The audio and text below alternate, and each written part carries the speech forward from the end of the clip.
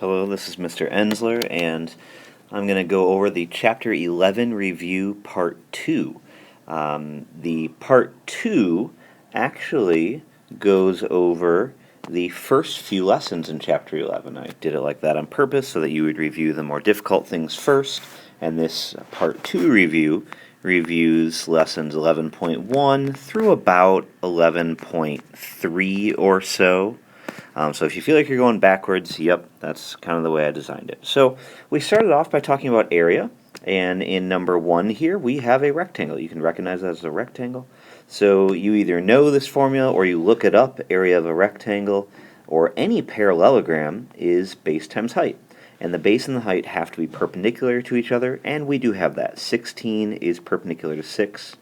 So do show me what you are using to get your answer. Just write down 16 times 6, and that equals 96. We don't have a label here, so we'll just say units squared. So that one was pretty short, but again, do show me how you're getting your answer. All right, number 2. Number 2 you can see is a rectangle also. More specifically, though, it is a square. And so you can either do base times height, or we actually have a formula for the area of a square. It's just side length squared. So you would do 11 squared, which is 121 square units. All right.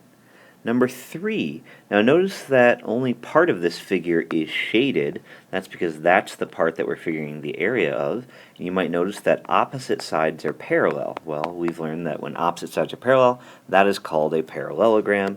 And the formula for area of a parallelogram is actually just base times height.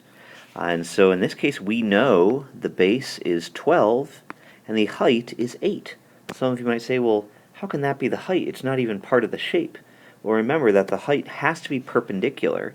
And so they could have given it to us like this, and that would have been the height. But for whatever reason, sometimes you're given the height outside the shape.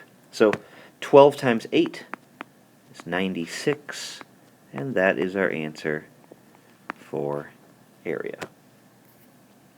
All right, number 4, we have a triangle.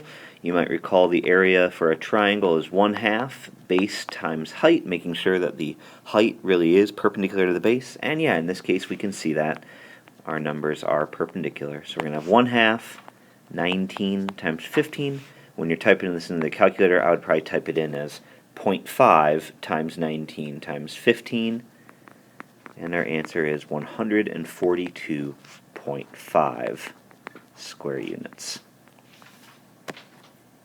Number 5. All right, we don't really have a name for this shape because, as you can see, it's a few different shapes put together. So as we've done in class, we're going to do this a little bit at a time. For instance, most of you can probably see this rectangle right here is 10 by 6. So 10 times 6 is 60.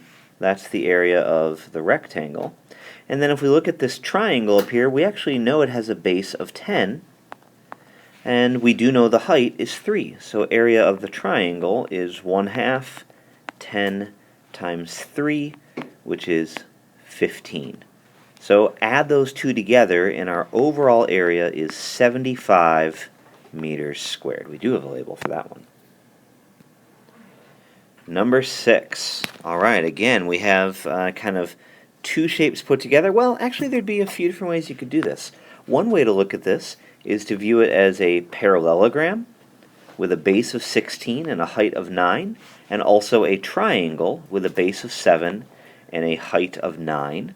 And so let's go ahead and look at it that way first, and then I'll talk about some other ways that we could look at it. So for the parallelogram, base times height is just 16 times 9, which is 144. And the triangle, 1/2 base of 7 times height of 9. You can see that that height of 9 will also work for that triangle. It's straight up and down perpendicular. All right, and so if I type that in, I get 31.5. So add those two together, and you get a total area of 175.5 square feet. All right, So if that makes sense to you, you can go ahead and do it that way. But if you're thinking, well, couldn't I have done this a little differently? If you just look at the shaded area, you notice it actually forms a trapezoid, where we have one pair of sides that are parallel.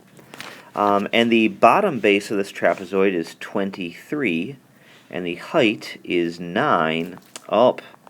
But it turns out we don't know the other base. And to use the trapezoid formula, we would need to know the other base. So, yeah, there are multiple ways to look at this one, but I think the only way you're going to end up getting the answer is by viewing it as a parallelogram added to a triangle.